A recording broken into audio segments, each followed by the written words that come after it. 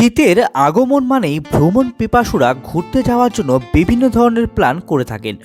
ভ্রমণ পিপাসুদের কথা বলতে গেলে সবার প্রথমেই বলতে হয় বাঙালিদের কথা, কেননা তারা অল্প দিনের ছুটি পেলেই কোথাও না কোথাও ঘুরতে বেরিয়ে যান। আবার শীতের মরশুমে সেই ঘোরার প্রবণতাটা অনেকটাই বেড়ে যায়। বাঙালিদের মধ্যে ঘুরতে যাওয়ার জন্য প্রথমে যে সকল জায়গা মনে আসে সেগুলি হলো দীঘা, পুরী বা দার্জিলিং।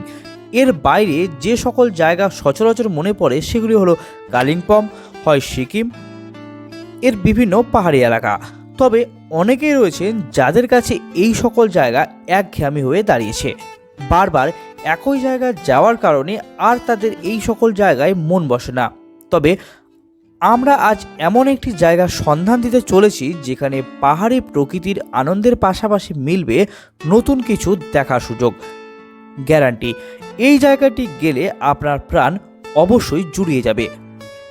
এই জায়গাটি জানানোর আগে অবশ্যই বলবো, আপনি যদি আমার চ্যানেলে নতুন হয়ে থাকেন ও এইরকমই ছোটোখাটো ট্যুরের ব্যাপারে জানার জন্য অবশ্যই চ্যানেলটি সাবস্ক্রাইব করে রাখবেন।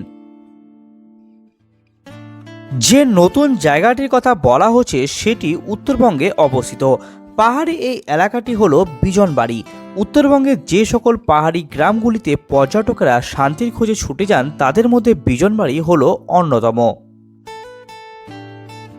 হোমস্টের বারান্দায় বসে গরম চায়ে চুমুক দিয়ে দেখা যাবে বয়ে চলা খরস্রোতা রঙ্গিত নদী।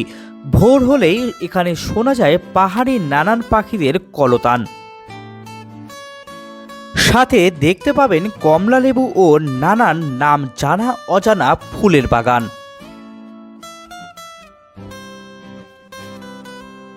বিজনবাড়ি হলো দার্জিলিংয়ের একটি এলাকা। এখানে পৌঁছাতে হলে আপনাকে আসতে হবে জলপাইগুড়ি স্টেশন। সেখান থেকে গাড়ি ভাড়া করে পৌঁছতে হবে বিজনবাড়ি। এনজেপি থেকে যার দূরত্ব প্রায় 103 কিলোমিটার।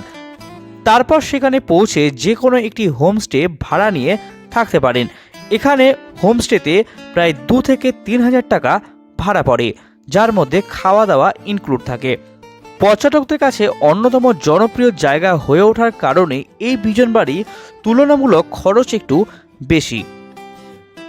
এখানে প্রচুর হোমস্টে রয়েছে, যার নাম্বার আমি নিচে ডেসক্রিপশন বক্সে দিয়ে দিয়েছি, অবশ্যই দেখে নেবেন। ভিডিওটি কেমন লাগলো জানাবেন। সাথে অবশ্যই আপনি আমার চ্যানেলে নতুন হয়ে থাকলে চ্যানেলটি সাবস্ক্রাইব করে নেবেন। নমস্কার, ধন্যবাদ।